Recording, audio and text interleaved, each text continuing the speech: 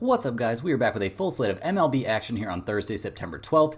Getting this video out there super early with lots of day games tomorrow. The recap of yesterday's picks will be in the pinned comment on that video. Let's get after it here with a small MLB slate and a Thursday night NFL game. Before we jump into the games, guys, hit that like button to give me a little boost with the algorithm. And if you're new around here or haven't already, go ahead and subscribe to the channel for free to get notifications on our daily uploads. You can now also sign up for a channel membership. Channel members will get exclusive early access to all NFL and college football videos and get their names up here on screen like right now. Our videos are sponsored by StumpTheSpread.com. We have a team of experienced cappers over there for every major sport, currently covering MLB, NCAA football, UFC, and the NFL. Click the link in the description if you're interested in signing up and also to join our free email list to get the occasional free or premium pick straight to your inbox. Comment below with any bets you're looking at today and we'll give you our best advice on all of them. We are committed to responding to every single comment every day, so let us know anything you want to say about my picks, these videos, or anything you see here.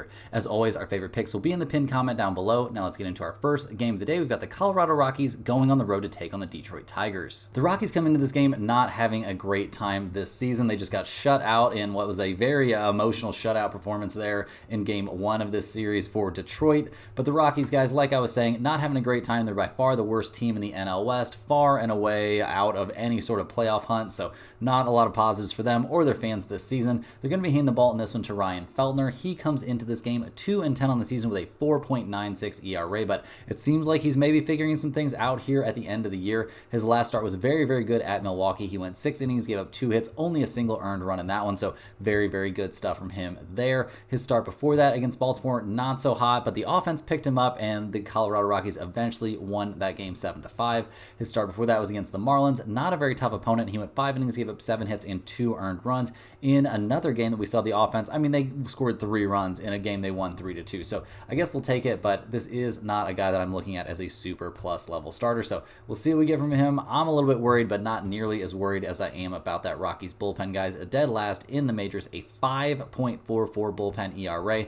This bullpen, I'm not going to say they've held this team back. It's not really a very good team, generally speaking, but this bullpen has been absolutely horrible all season long. Pretty much the worst bullpen in the major league. So that leaves a lot of pressure on this offense. And guys, they have not been an amazing offense this season, despite getting to play half their games at Coors Field. They're still only 22nd in the majors in runs scored, 24th in the majors, getting on base at a 304 clip. Like, this is just not an elite offensive team. They've got some youngish guys showing some decent numbers, but they're not really that great when you look at the fact they get to play in the most hitter-friendly park in the major league. So very, very worrisome here, looking at an offense that has not been swinging the hottest bats lately and not swinging the hottest bats in general this season. So we'll see what they can do here going up against the Tigers, who come into this game 74-71 on the year. They are looking to do everything they can to keep themselves in the playoff hunt. They're currently 3 games back of the Twins in the race there in the American League. So we'll see what happens out there. Very, very excited to see what we'll get from Detroit down the stretch here.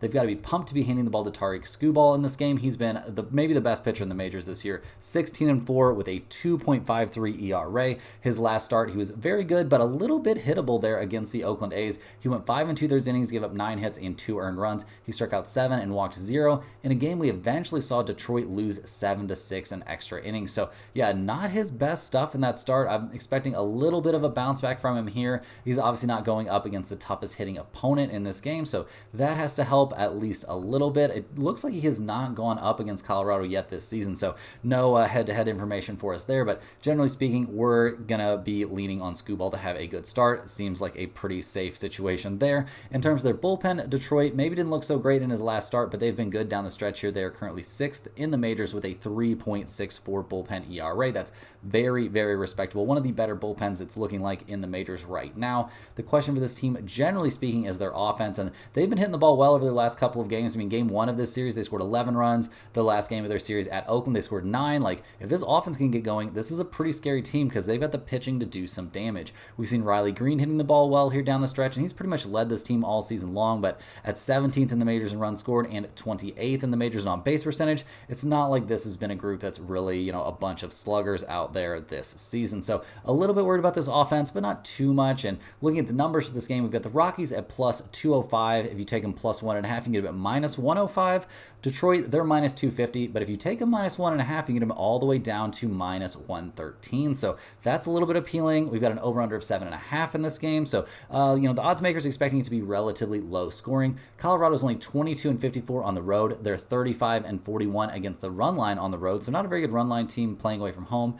Detroit is 36-34 at home, so not amazing, but not terrible, and they are 31-39 versus the run line at home. So not great run line trends there for Detroit, but I don't know if we're going to let that scare us off in this situation, guys, given that they've got Skubal on the mound. In terms of the over-under, 7.5 is a pretty small number, and Colorado's a slight over team on the road, but Detroit's a slight under team at home. Those are kind of a wash. I would say if you're looking to play an over-under in this game, I would probably go under 7.5, but that's not my favorite spot. I think my favorite spot in this game, given all the trends and all the numbers here, is probably to go ahead and take the Tigers at -250. I think they'll find a way to get the job done here against Feltner, and if they don't hit the ball well against Feltner, I think you can trust them to get some runs against that absolutely terrible Rockies bullpen that's not doing anything good here down the stretch. So that's my lean in this one. Is it going to end up in the pinned comment? I'd say it's got a chance.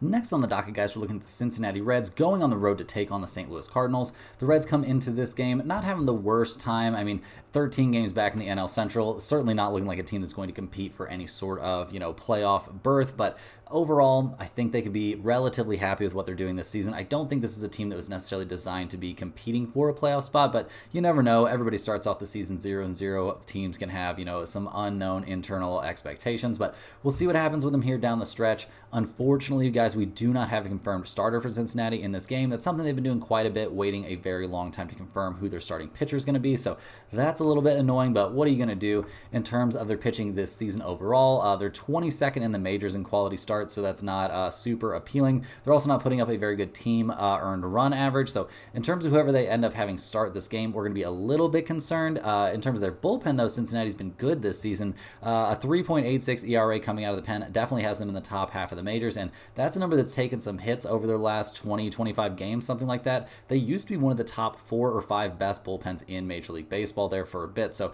expecting good stuff from their bullpen, generally speaking, and we're not going to be too terrified if we see this being an actual bullpen start for the Reds. They've got some live arms out there in the pen. So looking at the offense, that's usually been the problem for this team, guys. I mean, they've been playing a little bit better down the stretch as a team, but the offense has not been. I mean, they haven't scored more than 3 runs in 5 games. Or 6 games, something like that. Like, this is not a hot-hitting offense. We're very concerned about the bats. I mean, Elly De La Cruz kind of leads the way for this team. Tyler Stevenson does have a higher batting average now. Just generally speaking, not an offense that you can trust to get a lot done. They just struggle to put up runs. Once they get on base, they're exciting, but they don't have great power numbers. They don't have great, generally speaking, not great on-base percentage numbers. They're only batting .233 as a team this season.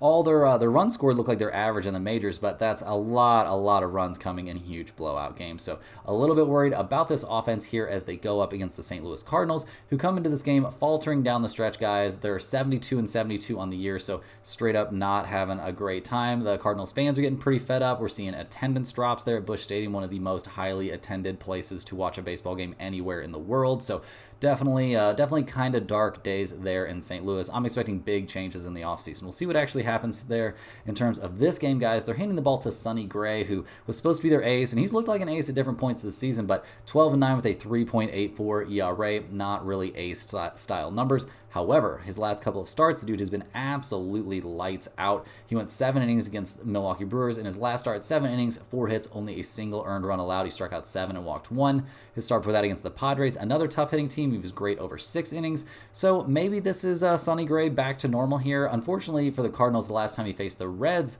he went 5 innings. He gave up 6 earned runs in a game the Cardinals lost 6-1. So that doesn't feel great. The time before that they faced the Reds, he had a very bad time in that one as well. So definitely major concerns here for Sonny Gray going up against a team that has absolutely destroyed him at different points this season. So we'll see what he can do. I'm expecting decent stuff from the Cardinals bullpen. They remain solid, guys. 7th in the majors right now with a 3.70 ERA. If you'd have told me at the beginning of the season the Cardinals were going to have one of the top 10 bullpens in the major leagues, I'd been like, oh crap, we're going to have a very good season, but that does not really look like it's going to be enough to carry this pretty pathetic offense, guys. Arenado and Goldschmidt's really having pretty bad seasons. The Cardinals got shut out in game 1 of this series. Like, just not a lot of positives for an offense that is 24th in the majors in runs scored and 21st in slugging percentage. They've had some interesting young guys come up that have had a few hot hitting games. They had Tommy Pham there for 5 minutes and he went crazy, and then they got rid of him.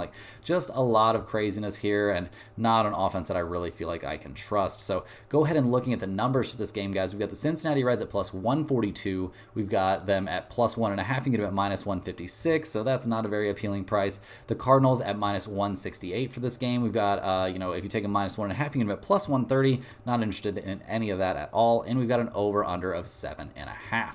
The Reds are 35 and 36 on the road, so not a terrible road team. The Cardinals are 36 and 35 at home, so basically a 500 team at home, 500 team on the road. Kind of depressing stuff there. Against the run line, we see Cincinnati's actually an MLB best on the road. They're 46 and 25 against the run line on the road. So if you wanted to take them plus 1.5, if you wanted that little bit of insurance, I guess I could understand, because it seems like a very good situation for them. And I guess this could be a close game, but we'll have to see. In terms of the over-under, we see Cincinnati's a slight over team on the road. The Cardinals, on the other hand, guys, they are a 500 over-under team on the road, so not a lot of numbers to look at, not a lot of trends to look at here for the over-under. If you're begging me for an over-under play on this one, I do like over 7.5 a decent amount, but guys, if you see me taking over 7.5, you probably have a decent idea where I'm leaning in this game. I like the Reds at plus 142 with Sonny Gray out there on the mound. Obviously, we kind of want to wait and see who we end up on having start this game for the Reds, but if it's a bullpen start for them, I'm not worried about that at all. And generally speaking, guys, I think this is an excellent spot to back Cincinnati, who has looked at least as good, if not better, than the Cardinals here down the stretch. And yeah, neither team really with any actual chance to play in the postseason, so I like Cincinnati getting that big plus number in this one. Hey guys, jumping in here with a quick ad break. First of all, this is a great time to sign up at stumpthespread.com. Signing up for a premium membership gets you access to our entire team of cappers covering MLB, NCAA football, UFC, and the NFL. If you just want to test out the service, a great way to do that is by joining our free email list, which will get you the occasional free or premium pick straight to your inbox. Just go ahead and click that link in the description. It'll take you right over to stumpthespread.com. Also, guys, just to clarify some of the questions we've been getting in the emails and in the comments, I am not the MLB capper for stumpthespread.com. These YouTube picks are obviously free to everyone and are just what I am seeing out there. We have an expert with nearly 15 years of experience that covers MLB and has a very strong algorithm and some very cool tools that he uses to bring our premium members the best picks possible. Don't forget to like this video and subscribe if you're new. Now back to the games. Next on the docket, guys, we're looking at the Oakland A's going on the road in this one to take on the Houston Astros. Oakland comes into this game. They got the win in game one, so that has to feel good. They're handing the ball in this one to Mitch Spence, who's 7-9 on the season with a 4.42 ERA. His last start, guys, he had to definitely battle. He gave up 8 hits in 4 1/3 innings, but he only gave up a single earned run and struck out 6. 0 walks in that game. It was eventually an extra inning, a 13-inning win there for the Oakland A's. They took down the Tigers in that one. Over his last 3 starts, he's been very, very good. Those are starts against Detroit, Texas, and Cincinnati. 2 of those starts were on the road. Kind of impressed with what we're seeing from him over his last few. The last time he went up against Houston was a bullpen outing. He got absolutely shelled by them, but that was all the way back in May. What are we going to see from Mitch Spence in this one? I mean, the dude's a little bit inconsistent, don't get me wrong. He does come into this game throwing the ball well, so I'm not necessarily expecting him to go out there and get shelled, but I don't think we can necessarily lock him in as a dude that's, 100% going to have a great start. He had a pretty mediocre start back on the 21st against the Tampa Bay Rays, who clearly not a very hard-hitting team. So, looking at Mitch Spence here with a grain of salt, he might be fine. I could also see him, struggling a bit. In terms of their bullpen, Oakland's been pretty middle of the road here towards the, back half of the season. A 3.90 bullpen ERA, not nearly as good as they were at some other points this year. So we'll see if this is the norm for them, see if this is where they're going to hang out over the rest of the year, or if they're going to, claw back towards being one of the better ones. I'm a bit concerned. I'm a bit concerned about this bullpen wearing down here over the course of the season. And guys, I'd be lying if I said I wasn't a bit concerned about this offense. I mean, they did score 4 runs in game 1 of the series, but yeah, in that series against Detroit, they didn't have a great time. And just generally speaking, they seem like they're struggling a little bit here in the dog days of summer. I mean, Brent Rooker's doing his thing for sure, but this team is 26th in the majors in runs scored and 25th in the majors in batting average for a reason. They're only getting on base at a 303 clip. Like, that doesn't give you that many opportunities to be bringing guys around the tracks there. So yeah, not an offense that I'm necessarily sold on here. And they're going up against a relatively tough opponent. Not that Houston's been playing that well here down the stretch, though. They've still got a 4.5 game lead in the AL West, so I guess them and their fans have to be kind of content with that. This is a team that dug themselves a big hole early, but managed to dig their way out, so they'll take it. But yeah, maybe not inspiring that much confidence in their ability to make some sort of postseason run. They're going to be handing the ball to Framber Valdez in this game. He's 14-6 on the year with a 2.97 ERA. His last start was against the Arizona Diamondbacks. He gave up 0 runs, 7 strikeouts, 3 walks, 2 hits allowed. That was it against the Arizona Diamondbacks, guys. That is an insanely good start. We saw the Astros win that game 8-0. The Astros are also 4-1 over his last 5 starts, so that's pretty solid. His start before that game against Arizona, he threw 7 no-hit innings at the Kansas City Royals. Like, this dude has been absolutely dealing out there lately, so I'm expecting pretty good stuff from him in this one. He faced Oakland back in May and absolutely dominated them in that start as well. Obviously, that's a very long time ago. We can only, give so much weight to that, but it is a good indication that he could possibly have, another very solid outing. He comes into the game throwing the ball well against a team that he has very good history against. So expecting good stuff from Framber Valdez in this game, and I'm expecting very good stuff from this Houston bullpen here going forward, guys. They're currently 4th in the majors with a 3.47 bullpen ERA. That is absolutely elite. That has them one of the best bullpens in Major League Baseball right now. Definitely something they're hoping to lean on once it comes to postseason play. So expecting great stuff from the pitching staff from Houston in this game. What do we think we're going to see from their offense? They haven't been having an insane time lately. They did have a very good series there against Arizona. We'll see what we get. They've been kind of an inconsistent bunch. They've been consistently great putting up numbers, but not that great at putting up runs. I mean, they're top 10 in on-base percentage and slugging percentage. They're batting .261 as a team, which is 3rd in the majors, but they're 12th in the MLB in runs scored. That's not really where you want to be. We've seen Alvarez do really good things this season. I mean, we've seen good numbers from multiple guys on this roster, but just not an offense that really terrifies me too much. But looking at the numbers for this game, guys, we've got Oakland coming into this one at plus 196. If you take them plus 1.5, you can get them at minus 115. So if you're looking to take Oakland in this game, I do think taking them plus 1.5 makes a good amount of sense. 27 and 43 on the road, though, doesn't inspire tons of confidence. They are 39 and 31 against the run line when playing on the road, so that's pretty nice.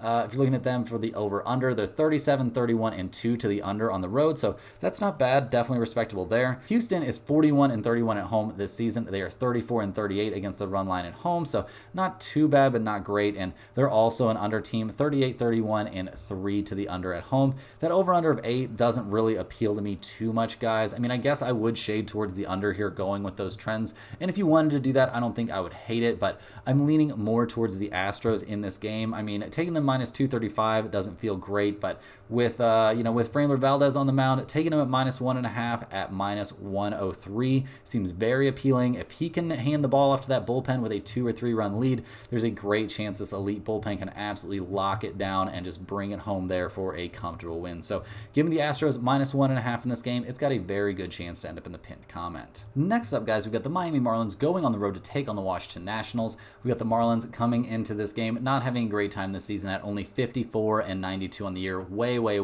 out of any sort of playoff contention. Yeah, this just is not a team that's having a great time.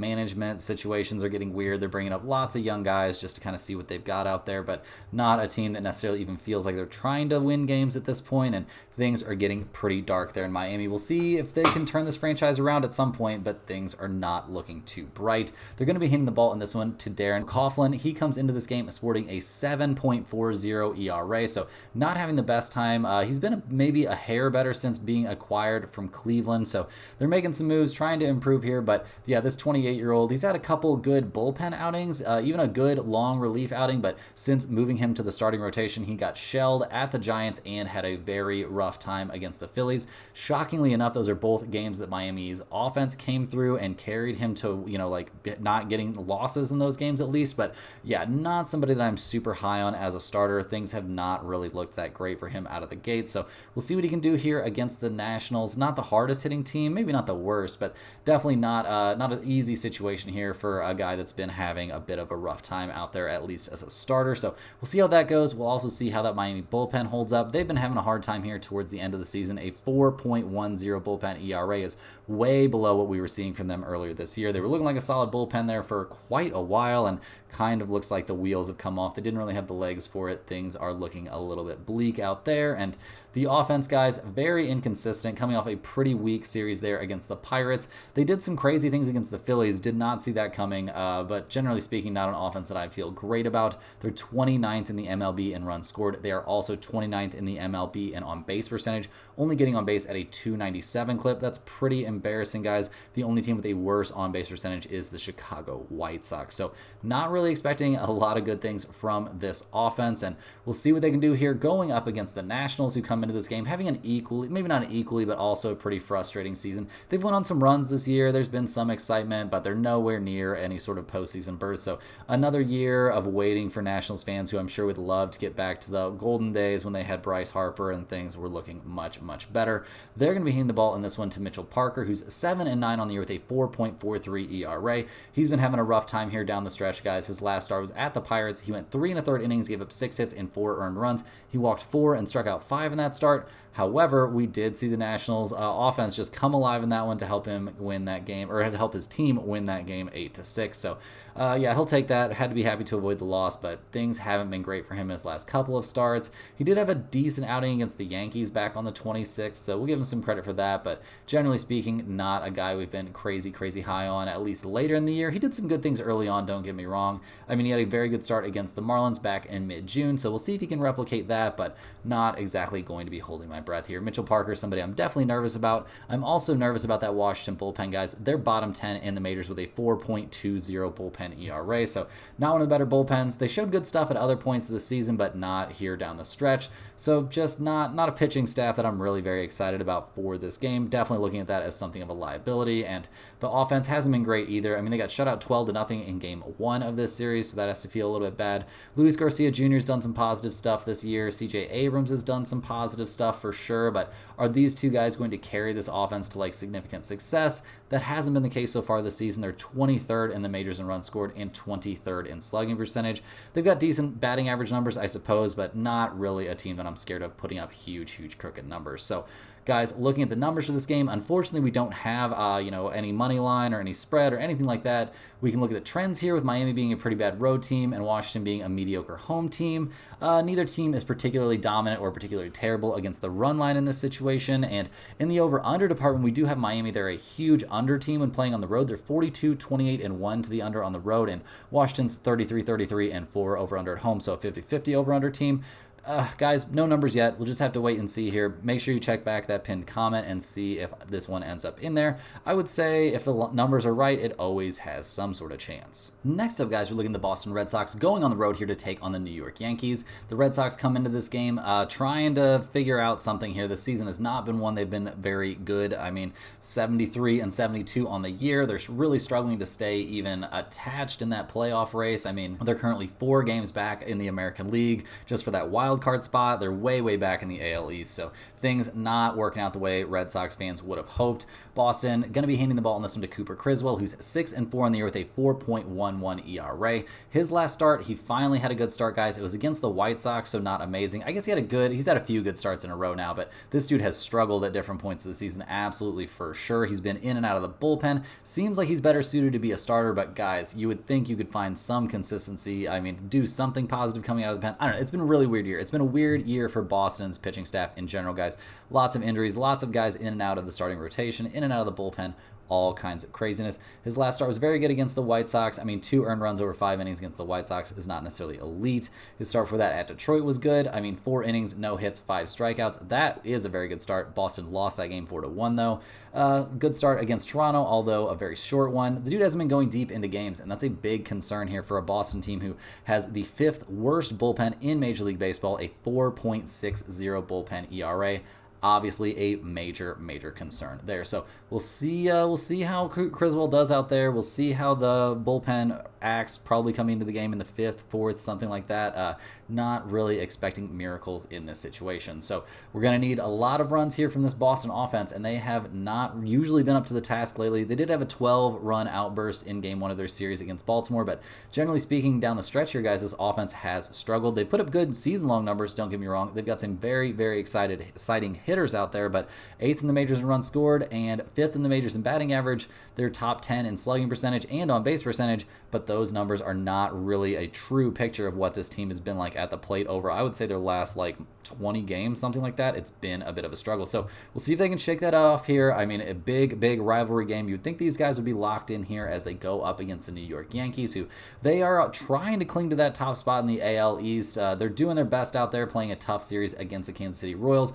We'll see in this big, series here, this huge, probably the biggest rivalry in baseball, the Red Sox and Yankees. I would say that's the biggest rivalry. So we'll see how things go. They're going to be handing the ball to Nestor Cortez in this one. He's 9-10 on the year with a 3.97 ERA. He had 3 excellent starts in a row, a terrible start against the Cardinals, and then his last time out, he was dominant against the Cubs, albeit only over 4 1/3 innings, but 4 1/3 innings, no hits, 3 strikeouts, 1 walk. In a game, we saw the Yankees win 2-0. So very, very good stuff. The Yankees are 4-1 over his last 5 starts. So generally speaking, can't complain about how Cortez has been throwing the ball recently. Although back in, July, he had 1 very good and 1 very bad start against Boston. The bad start was at Boston. The good start was at home at Yankee Stadium. So maybe we'll see the good Nestor Cortez in this game. I think it's certainly possible, but I'm not going to be holding my breath. Nestor Cortez, not somebody that you can just lock in to have a fantastic start.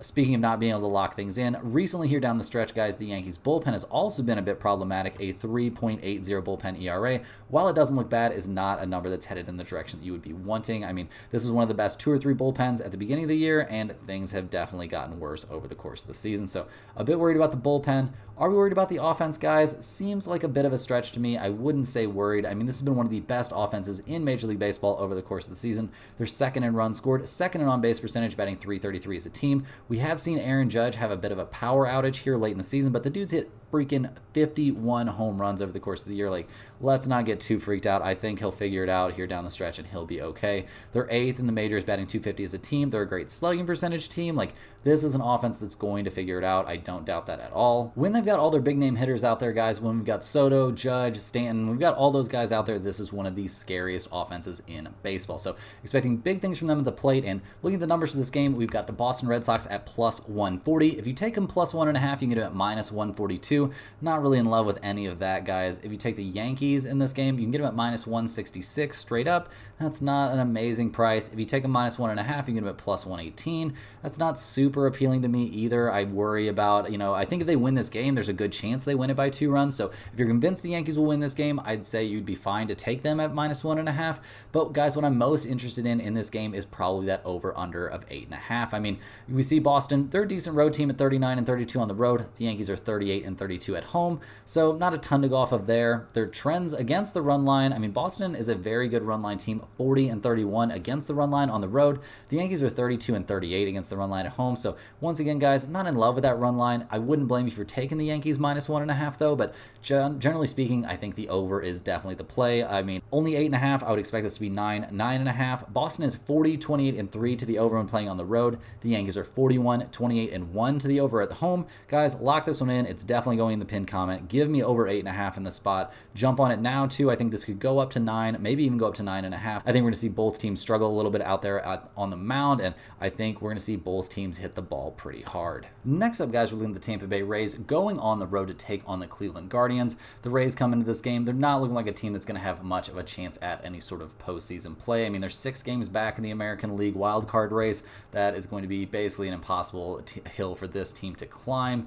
Yeah, just not having an amazing season. Not quite as bad as it could have been, but maybe not that great. They're going to be giving the ball to one of their bright spots, guys, handing it off to Ryan Pepiot, who's 8-6 on the year with a 3.66 ERA. His last start was very serviceable against Baltimore. He was pitching at Camden Yards. He went 5 1/3 innings, gave up 6 hits, only a single earned run. It was via home run, but that makes a lot of sense going up against Baltimore. He had 4 strikeouts, 2 walks, so maybe not his ultra plus level stuff, but the dude has looked very, very good this season, generally speaking. And at 27 years old, there's maybe still room for him to mature, but I would say this is pretty much what you're going to get out of him. And honestly, it's not that bad. I mean, Tampa Bay is 3-2 over his last 5 starts, and generally speaking, this seems to be a very, very good young pitcher. Against Cleveland, he's pitched versus them once this season. He was very, very good back on July 14th. 6 innings, 2 hits, no runs allowed. He struck out 4, walked 0 in a game that was a 2-0 win. So Pepiot got to feel pretty good in this particular matchup, I would think. And the Tampa Bay Rays bullpen's been good down the stretch as well, guys. They're top 10 in the majors with a 3.76 bullpen ERA,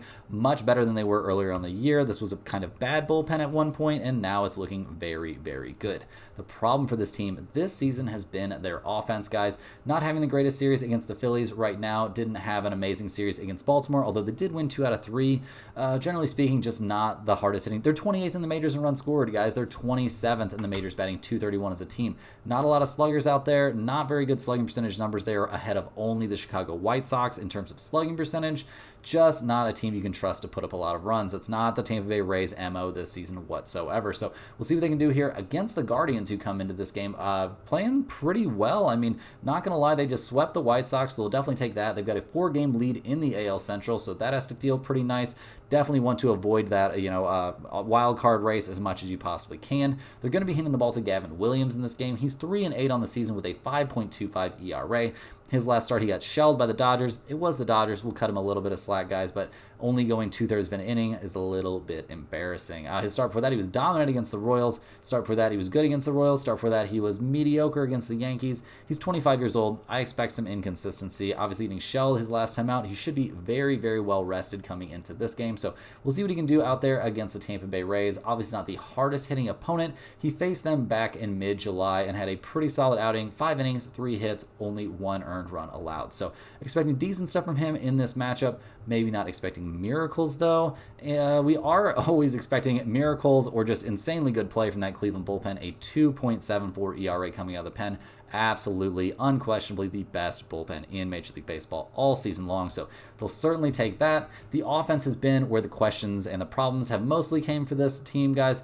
They're coming off a pretty solid hitting series against the White Sox, but over the year, guys, they're 21st in the majors in batting average, 17th in on-base percentage. They got off to a hot start, but then Steven Kwan, their leadoff hitter, got hurt, and he came back and struggled for quite a while. It seems like he might be turning stuff around now, which was probably, in time to help this team. But yeah, Jose Ramirez is also having a bit of a power outage here down the stretch, so I'm a little bit worried about him and just not an offense that I'm in love with. So looking at the numbers for this game, we've got the Tampa Bay Rays at plus 116. If you take them at plus 1.5, you can get them at minus 194. That is not appealing whatsoever.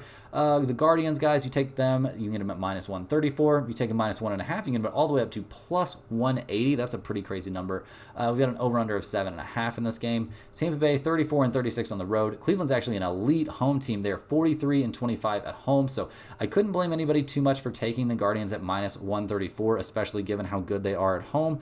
In terms of the run line trends, guys, both teams are actually pretty freaking, okay against Cleveland's not good against the run line at home, but Tampa Bay is good against the run line on the road. But we're not too interested in the run line here, guys. We're more looking at taking Cleveland straight up, or maybe the over-under here. I mean, Tampa Bay is a big under team on the road, and Cleveland is an over team at home, but maybe not swinging, maybe not going to be swinging the hottest bats against Pepio. So my leans in this one would be the Guardians at minus 134 or under 7.5, but neither one of those are super appealing to me. They're not going to be going in the pinned comment. Next on the docket, guys, we're looking at the Texas Rangers going on the road to take on the Seattle Mariners. The Rangers come into this game not having had a very good 2-game series there against Atlanta. They got shelled in both games.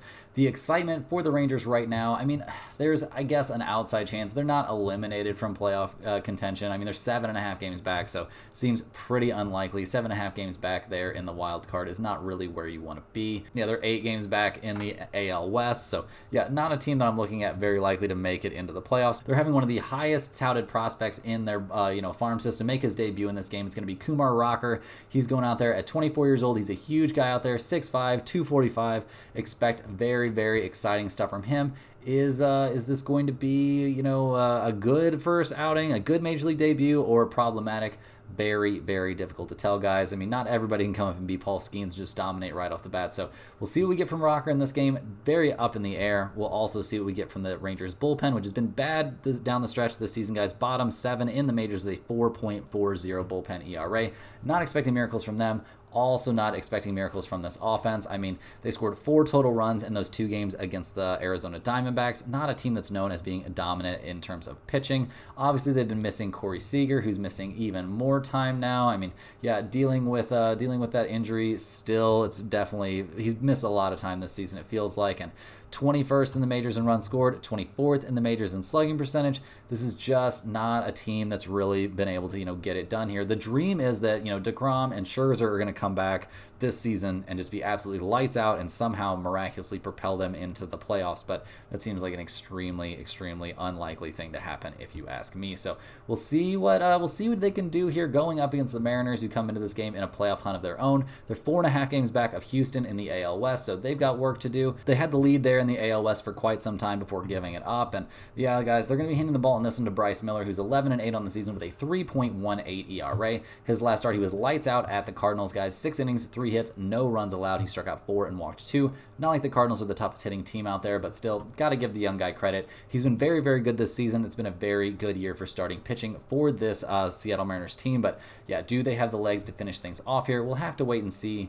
It's going to be a bit tough for them to make this climb into the playoffs. In terms of their bullpen, it's been good. Not as good as their starting pitching, but I would say solid. They're somewhere slightly above average with a 3.80 bullpen ERA. So they'll take that until they can do better. I guess the dream would be for that to improve next season. But what's really got to improve next season is this offense that's been absolutely horrendous, guys. They're 25th in the majors in runs scored. They are dead last in the MLB, batting only .220 as a team. They're 28th in the majors in slugging percentage. They made some moves around the trade deadline, and those have just not worked to jumpstart this offense. So definitely a team that we're looking at as very, very unlikely to have a great offensive game anytime. And looking at the numbers for this one, we've got the Rangers at plus 132. If you take a plus 1.5, you can get it at minus 170. The Mariners, guys, they're minus 156 in this game. If you take them minus 1.5, you can get them at plus 140. We've got an over-under of 7 in this game. The Rangers are 29-41 on the road this year. That's pretty bad. Seattle is 41-29 at home, so that's pretty nice. A flip-flop those numbers. That's kind of crazy. In terms of going against the run line, both teams are very bad against the run line in this situation, so not too interested in that. And if you're looking at over-under trends, the Rangers are actually an over team on the road, and Seattle's a big under team at home. But is this really a spot we're interested in playing an under? We've got a dude making his MLB debut. I don't know, guys. Under 7 seems a bit bold. Generally speaking, I'm leaning slightly towards the Rangers at plus 132. I know that sounds crazy, but maybe we get something great from Rocker in this game. Overall, guys, this is just mostly a stay away spot for me. Too many unknowns here, too big of a price on the Mariners, so we're gonna sit back and wait and see how this one plays out. For our last MLB game on the docket, guys, we've got the Milwaukee Brewers going on the road to take on the San Francisco Giants. The Brewers come into this game cruising along there in the NL Central. They've got an 8.5 game lead over the Chicago Cubs, so very little for the Brewers or their fans to be worried about here down the stretch. They are going to cruise into the playoffs here unless they absolutely fall apart down the stretch. They're going to be hitting the ball in this one to Frankie Montas. He's came over from the Reds. They've probably liked pretty much what they've seen from him. He's been a serviceable but maybe not elite starter out there, and going up against the Giants could be a bit of a test, but generally speaking, he's been throwing the ball well, at least lately. Not a guy that I'm, holding my breath thinking he's going to have, some sort of incredible start. He's not about to go out there and throw, an attempted no-hitter or anything like that. The last time we went against the Giants, not very good. It was back in May, so we got to cut him some slack, but not expecting miracles from Montas. I am expecting the Milwaukee bullpen to be very good, though. A 3.14 bullpen ERA is absolutely, elite. One of the best 2 or 3 bullpens in Major League Baseball this season, so definitely very solid there. The offense has happened upon hard times. I was going to say they've hit the rocks, but they've happened upon hard times, guys. Not as good here down the stretch, not nearly as good down the stretch as they were earlier in the year when they were one of the best offenses in Major League Baseball. Yeah, didn't even have a very good series against the Colorado Rockies, not a very good series against the Cardinals. This is not a team that I really trust up there at the plate anymore. So we'll see what they can do here against the Giants, who come into this game. They are trying to keep themselves in that playoff hunt. They're 8.5 games back in the National League wildcard race, so seems like they're pretty much out of it. They're going to be giving the ball to young Hayden Birdsong in this game, who's 3-5 this season with a 5.19 ERA. His last start was against Arizona. He did not last long, only going 3 innings in that game. We all see the Giants are 0-5 the last 5 times he's taken the mound, so definitely somebody that I'm very worried about. He's had some, some good outings, but at only 23 years old, I'm not expecting miracles from this guy. He needs more time and more work to get where he needs to go. In terms of their bullpen, the Giants have not been good this season. They're down there in the bottom half of the majors, a 4.00 bullpen ERA.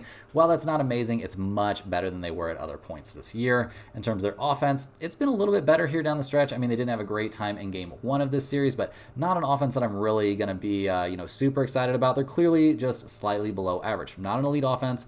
20th in batting average, 19th in runs scored, just not a lot of sluggers up there. If your best hitter is Matt Chapman, guys, you're probably not dealing with a great offense. So look at the numbers for this one. We've got the Brewers at minus 130. We've got Brewers minus 1.5 being plus 122. If you take the Giants in this one, you get them at plus 118. Plus 1.5 is minus 140. And we've got an over-under of 8 in this game. The Brewers are 41-32 on the road. The Giants are 40-33 at home.